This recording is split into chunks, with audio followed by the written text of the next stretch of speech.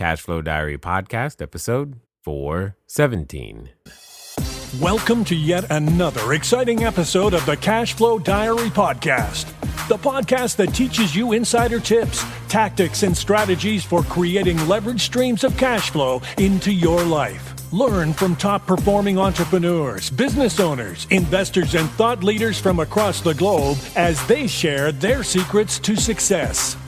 Like what you learn on this and other Cashflow Diary podcast episodes? Go to learninvestingnow.com and sign up to receive powerful tips and information that will help you succeed as an entrepreneur and investor. Now, here's your host, investor, entrepreneur, business owner, educator, speaker, author, and master facilitator of Robert Kiyosaki's cash flow game, Jay Massey.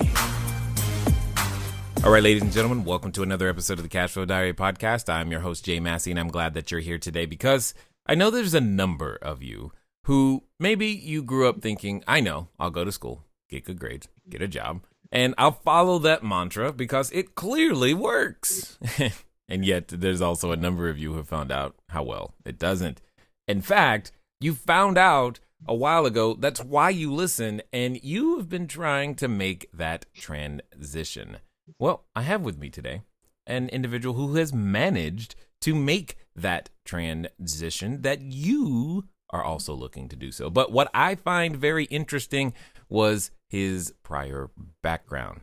What do you mean, Jay? Well, he was a police officer, but that's interesting and that's good. And that means he's definitely got a heart to serve people. But what I like knowing is that he was willing to work 90-hour weeks to save up money for down payments.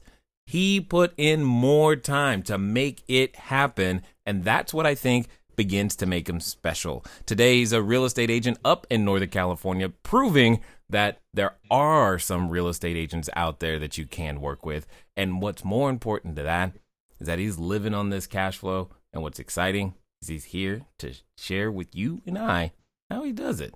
So help me welcome none other than David Green. David, you there?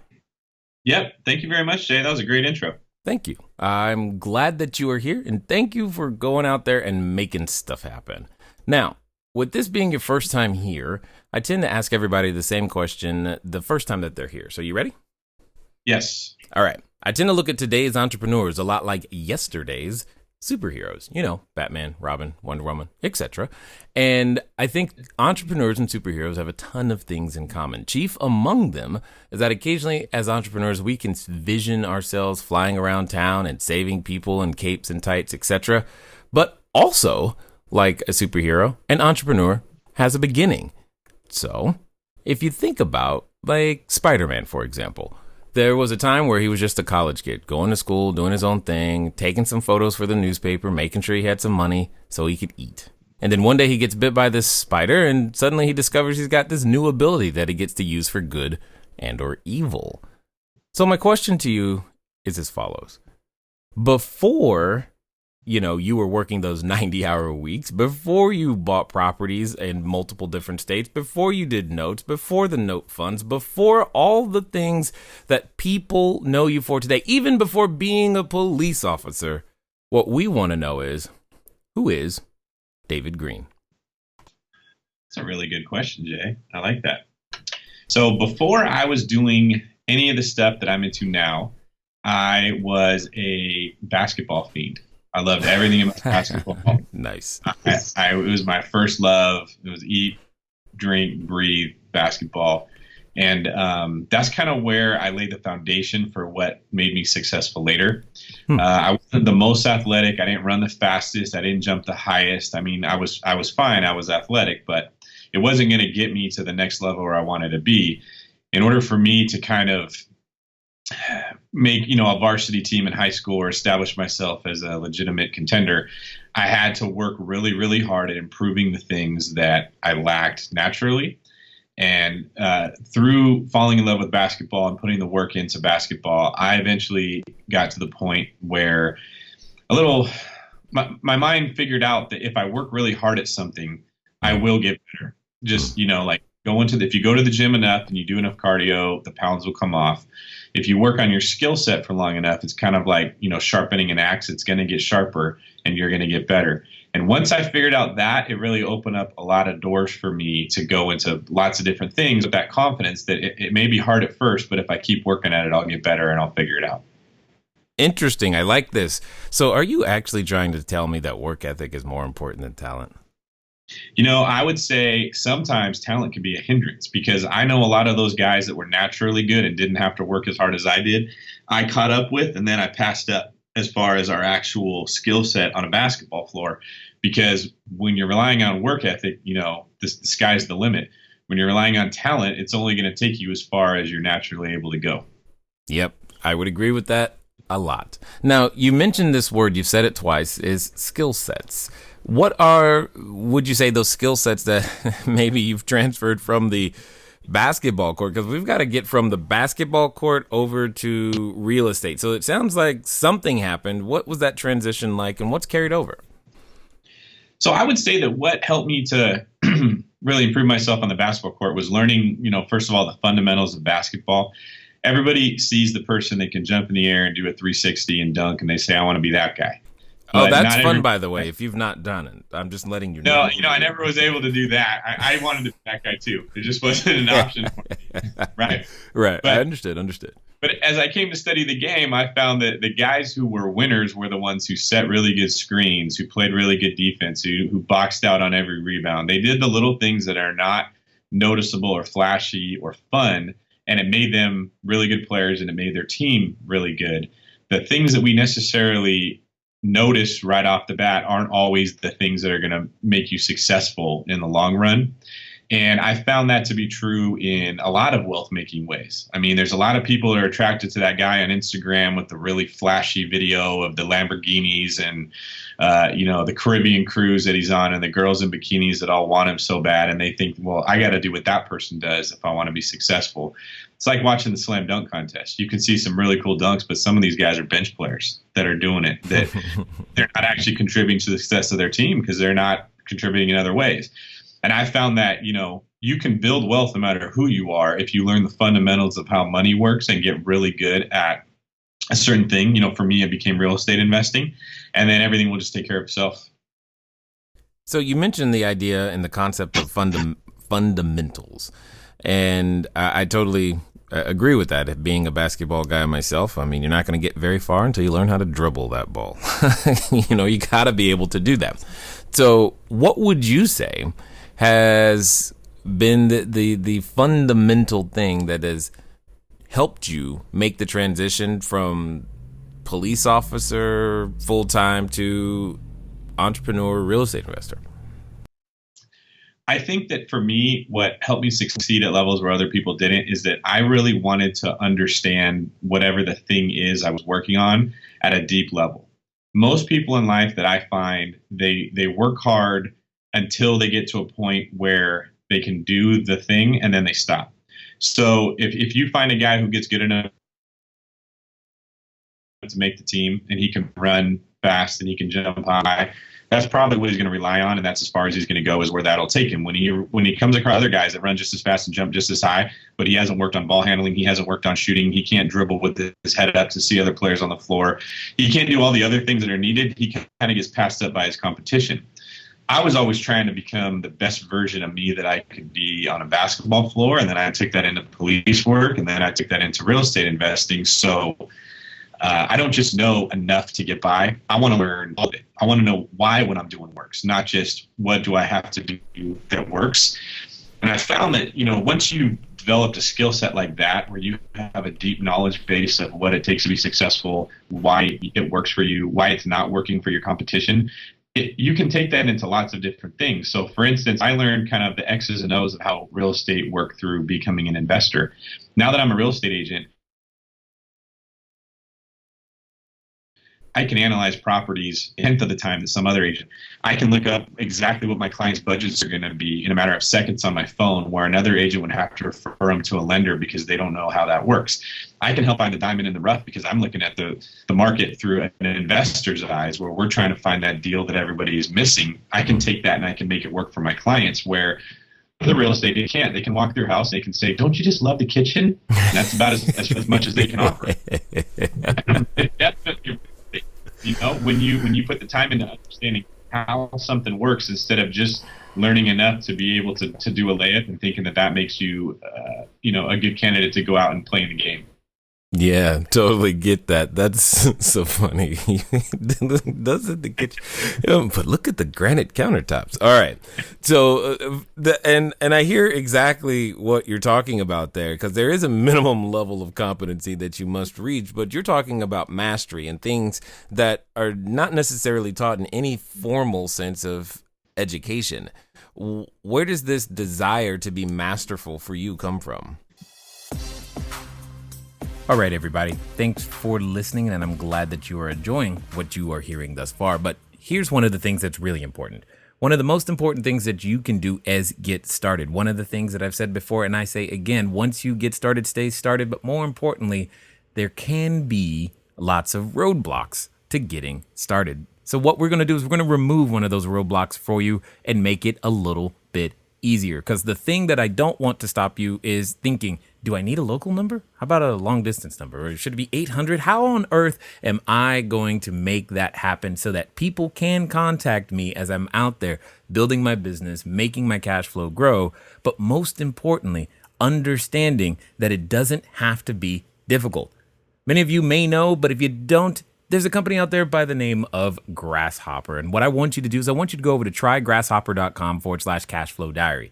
Grasshopper is the entrepreneur's phone system. It works like a traditional phone system, but requires no hardware to purchase, no software to install. It's just a number that flat works. So if you are out there building that distributed workforce across many different locations, it's a way for you to still go out there and make your number be unified, simple, easy to use, something we've been using for quite some time. So again, go over to trygrasshopper.com/cashflow diary. Now, let's get back to the rest of the story. So I think that the desire for mastery came from a fear of missing out. I was really afraid that I wasn't going to make the team the next year, even though I had made it this year. And it forced me to apply myself throughout the whole off season, throughout the season, to getting to be as good as I could be, because I was always afraid if I miss one workout, if I miss one clinic, if I miss one day, what if that's the difference between me and the other guy making the team? And it kind of this desire to, you got to become the best version of you if you don't want to have any regret. If I was to look back and say, you know what, I would have made the team if I had only done this one little thing and I missed out on the entire season, and really the whole course of my life would have changed because I didn't work my hardest, it would have been devastating. So I think that's where the foundation kind of got laid. And then as I improved and I got to see that, the better I become at this game of basketball, the more fun it becomes. And then the more doors that it opens for me. And then the better kind of athlete I can, and the more respect I get from people. And the whole thing started to just kind of build up my confidence, where it doesn't matter where you can determine where you go if you're committed to being the best.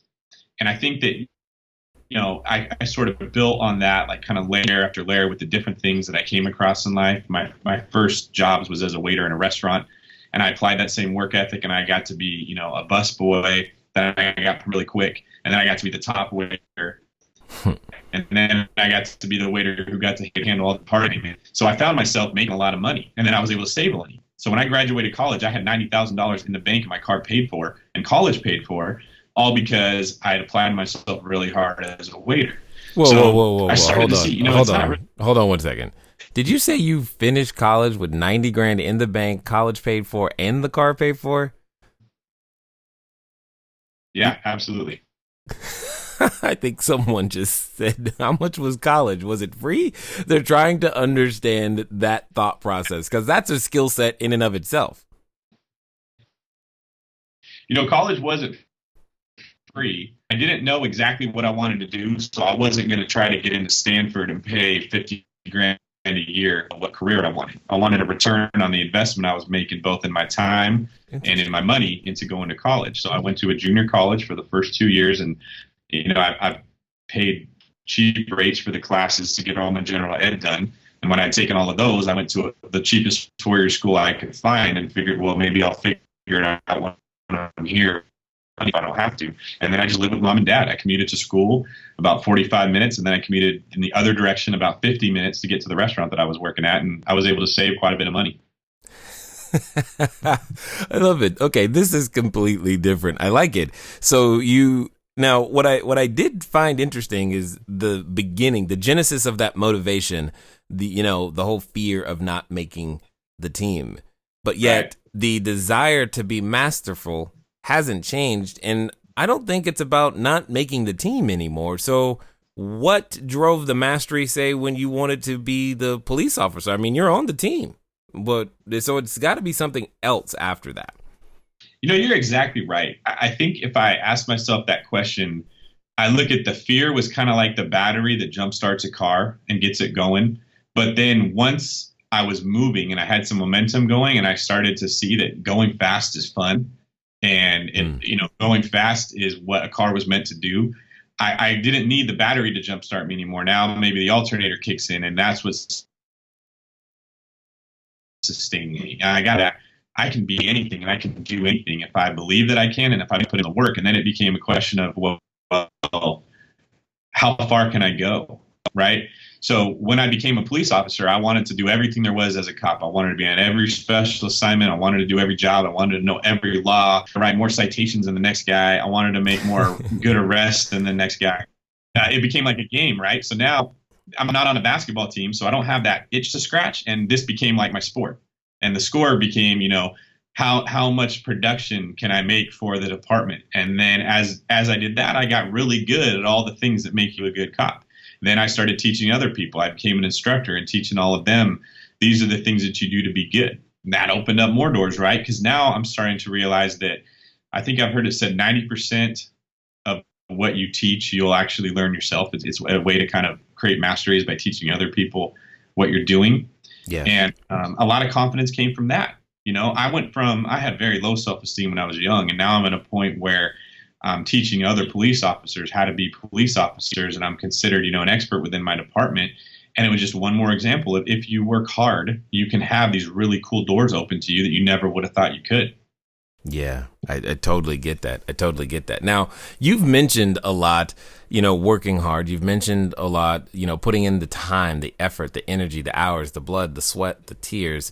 I'm curious as to what you think of when you hear of stories today where individuals, just because they're on the team, everybody gets on. First of all, if you go to tryout, everybody gets on the team. And if one person gets a ribbon, everybody gets a ribbon. How do you think that would have affected or affects work ethic as it relates to making life happen? See that, that's a hot button topic right now. There's a lot of people that talk about what you just said, as part of the entitlement generation and millennials and stuff. And I think that it's actually heartbreaking, because if it wasn't for my fear of getting cut or not being the best, or when I became really good, the fear of losing, I didn't want to lose games to teams that I felt I was better than, I wouldn't have developed the ability to learn, I guess you could say, right? Like we talked about skill sets and developing a skill set in different things so that you become the best. But being able to develop a skill set is kind of a skill set itself. Once you start to find the patterns in life that make you successful, you can apply them to a lot of different things. You can apply them to working out, to saving money, to investing money, to developing really good friendships, to making a really great podcast, that kind of stuff. That all came from the fact that I didn't want to miss out on that trophy, or I didn't want to get cut from the team. And when we're just handing these things out that makes them meaningless, you're robbing people of the basic human emotion of fear of missing out, which is a very powerful motivator if you harness it for your own good. Yeah, I can see that. Now, you did something again, out of all the stuff that you did in your bio, the thing that sticks out to me is you were willing to do 90-hour weeks. So right. That's a motivation from somewhere else. I mean, you're already a successful police officer. You're being looked up to in the department, but yet you decide that, hey, I want to do even more in a completely different field, and you're willing to sacrifice the extra time. Where did that come from? Why was that necessary? So the stuff we've talked about so far, the motivation was kind of the stick, right? So I'm afraid that this bad thing, failure, is going to catch me. So I'm running really fast to get away from it. Well, when I started working a lot of hours as a police officer, the motivation kind of became a carrot. I got a little taste of how real estate investing worked and how powerful it was to create wealth. And I realized I got to do whatever I have to do to be able to be a part of that. And when I looked at my life, I said, what can I do to make more money? I didn't go to school to be a doctor. I didn't go to school to run a hedge fund. I'm a police officer. And the only way to make more money as a police officer is to be at work more. So I had to kind of get creative with my schedule and find ways to stack as many hours of work as I could in a day, make sure I got enough sleep that, I could stay awake for the day, and then go right back and do it again. And then it became a game of, okay, how can I put shifts together in a creative way so that rather than working a 12-hour shift and getting, one day where I work 10 and then the next day I go back and work 12, maybe I could stack them up to where I could work 20 in a day to have enough time to sleep and then come back and work 20 the next day, and trying to see how many hours can I do in a week? How many hours can I do in a month? How can I put these hours together in the most efficient way so that I could make as much money as I could? Because I knew every dollar that I made as a police officer would become $10 in 5 or 10 years after I invested in real estate investing. Got it. Is there anything that doesn't become a game or strategy for you right now? Well, maybe later in life that won't be the case, but I think I'm still at the point where, looking at life from a perspective of if you're not doing best, you might miss out on something. And in order to keep it interesting, I kind of had to make it a game. How much money can I save while I'm in school? Can I get to 100 grand in 4 years? How many hours can I work? Can I say that I'm really giving my best if that's my goal?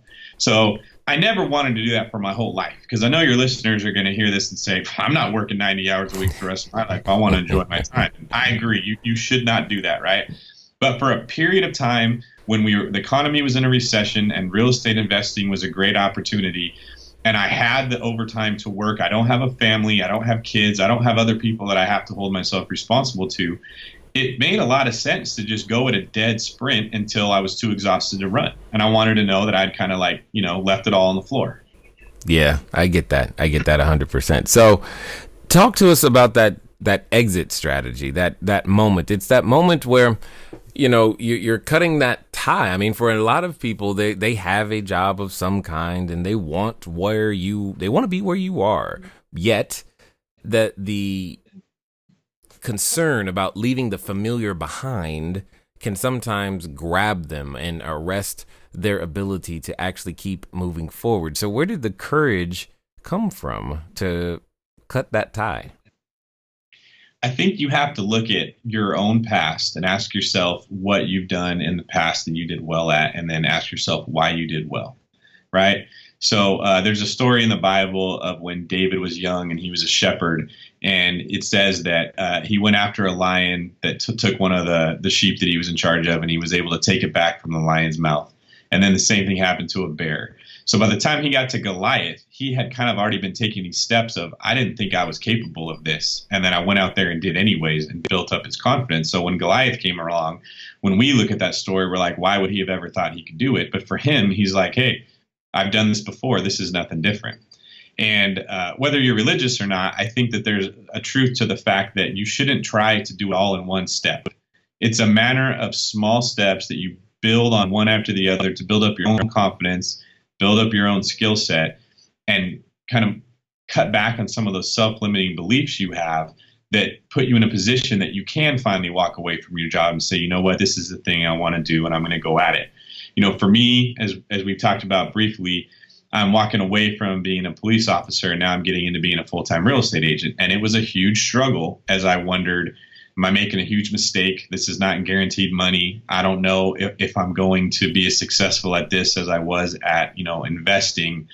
And it's tough. Every day I have to develop myself in a new way that I wasn't good at before. Being a real estate agent, you got to be a lot more personable. You have to help break down people's walls. You have to talk to people you don't know. Being a police officer, I didn't have to do any of that. You kind of go in there and you set the tone for how things are going to go. And it was easy. Now I'm working out a muscle that I haven't worked out in almost my whole life. And it's tough, but I have the confidence to do it because I know I've done this in other areas And I trust that process that if I work hard, I'll figure it out and get good at it. Well, and that's what I want to talk about, because I like the way you put that when you're saying you're working out a muscle that I don't think I've worked out in my whole life. Right. And that's true, I think, for everyone's entrepreneurial experience to some degree. I mean, every day you wake up, there's the possibility of something that is looming and large right in front of you that you've never handled before, but now you're being asked to handle it. And it's not like, well, let me work up to that.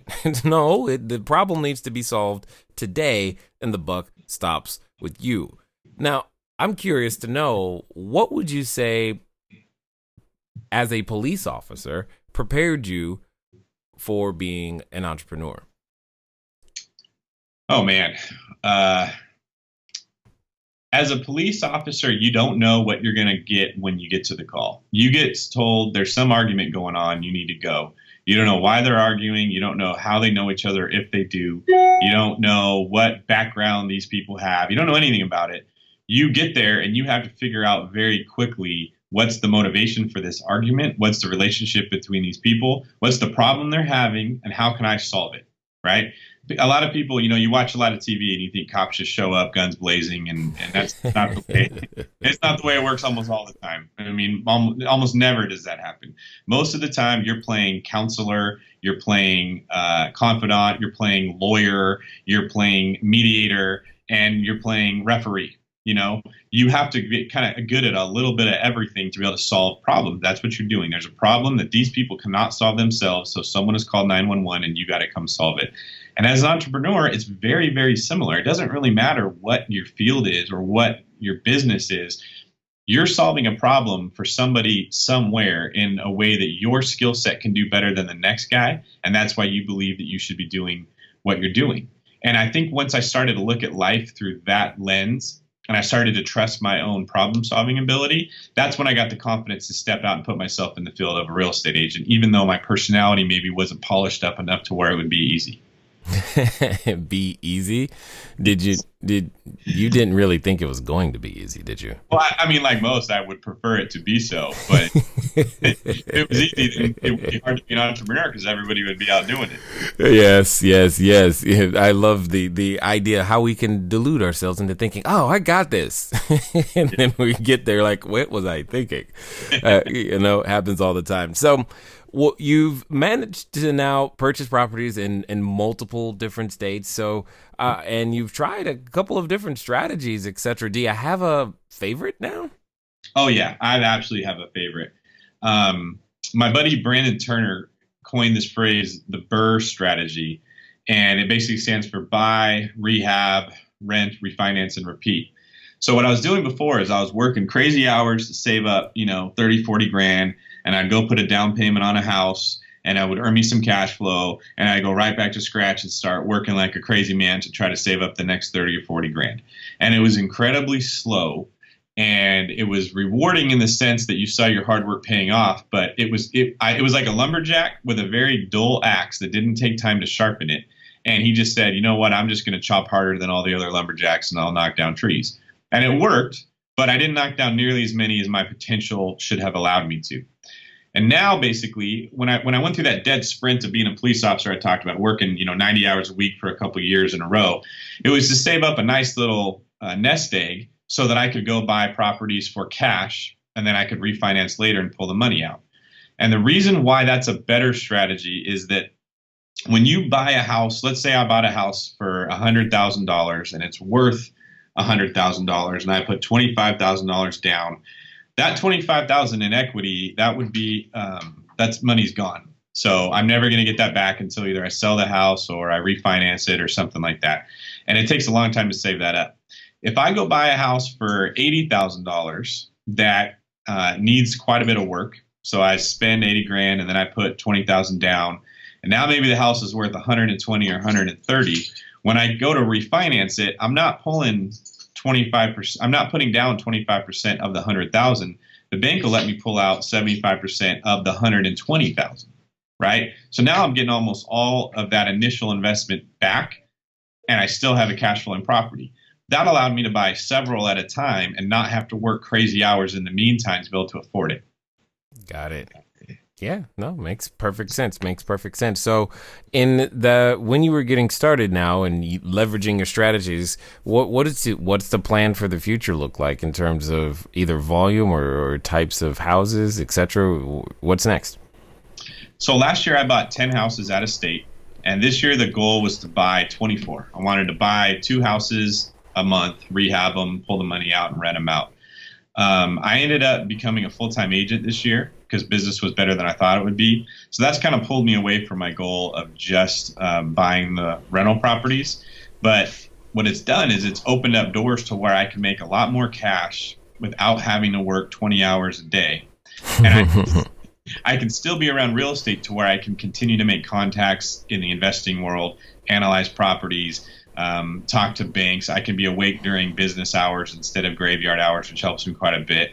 And if I do this right, I'm going to have a really nice synergy between making money as a real estate agent by helping people to buy and sell houses with the skill set I've developed from investing, and then reinvesting that money into my own investing business, and I'll be able to have both. Yes, totally get that. So for those that have been, listening this far and like the message that you have to share, what's going to be the best way for them to find out more about what you have going on? So I run a blog where I teach people how to create wealth through real estate investing called greenincome.com. There's an E at the end of green, so it's GREENEINCOME.com. And then I always love when people add me on Facebook. I'm David Green 24 on Facebook. Got it. So as we wind down here, I've got one more question for you, and I'm just kind of curious to hear your answer. And let's pretend for a second that there's a person listening who's standing in front of what I would call the superhero outfit store. They think they're going to actually become an entrepreneur. They're ready to pick out their outfit, their tights, their cape, their mask. They are going to do this thing. Now, as would have it, often when we make decisions like this, there's a little companion that comes along with that, and that's usually in the form of a voice, and it's in the back of our head, and it's always telling us what we can't do, why it won't work, and for some people, they are related to that voice. So my question to you is as follows. Let's pretend that person's actually going to follow through and do this time. They're going to make it happen, and they're going to do so in the next 24 to 48 hours. What would you suggest that they do? That's such a good question, Jay. I love the way you phrased that. You're really good at this. I would say that based on my experience, this is a great question for when I decided to get my license and become a realtor. I actually jumped in, didn't like how it went, and jumped out. And for the next 6 months, I didn't do anything as a real estate agent at all. I just said, you know what, that was horrible. I don't like it. And I didn't get back in until I had a buddy came to me and said, hey, can you sell my house? And I said, sure. And then realized I don't know what to do. I have to go into the office and figure this out. Right? What helped me more than anything was creating relationships with the real estate agents that were in the office that knew how to do it. And for them, it was easy. And that wasn't very hard either, because all I had to do was hang around the people in the office and listen to the things they complained about and look for a way that I could help them with it. So there was one really good real estate agent here who was saying that she hates putting out her open house signs. It's just kind of her pet peeve. We all have something we hate doing. For some people, it's dishes, right? For this realtor, she hated getting out of her car and putting out the open house sign, getting in, driving down the road, doing the same thing again. And I said, hey, when's your open house? I'll put out the signs for you. And she's like, really? You'll do that? I said, absolutely. I'll be there. So then, I heard another realtor complaining, oh, I hate that I constantly have to log into the computer when my client wants something and look it up, and sometimes I'm not there. I said, send me a message with what you need. I'll look it up for you and send it right away. Little tiny things like that sort of endeared my coworkers to me and made them like me. So then when I didn't know what to do, when I'm staring at that superhero outfit and I'm trying to figure out, am I actually going to buy this thing and put it on? I knew I had a team of Avengers around me that I could ask them, how do you do this thing, right? I'm new at being a superhero. And usually the answers are really simple when someone gives them to you. It's a little bit harder when you have to go find it yourself. That's what I would encourage other entrepreneurs to do. You got to find people that are already doing what you want, that are good at it, that are good people, and do something to bring value to them. And everyone has that pet peeve thing they hate. Just be the guy that does it. I didn't care about putting out open house signs, so I was fine to go do it. Look at how much that paid off for me. That agent's helped me with probably 8 or 9 transactions that I never would have been able to do if it wasn't for her. And that's, a year's worth of salary for some people. Yes, well said, and I love it. And I definitely appreciate your, not only the message, but the understanding that there's a process to developing into the person that can ultimately receive the benefits that we all desire and want for ourselves. And I thank you for taking the time to invest your knowledge, your insight, as well as your wisdom here with us today at the Cashflow Diary. I appreciate it, Jay. Thanks a lot for having me. All right, ladies and gentlemen, you know what time it is. It's time for you to move at the speed of instruction. What does that mean? Get over to greenincome.com. You know you like the name. I did. So go find out more. Make that happen. Take that next step. Begin that process to becoming the best version of yourself that you can be. Because you know what? It starts today. Ladies and gentlemen, it's been fun talking to you today. I look forward to talking to you soon. Until next time.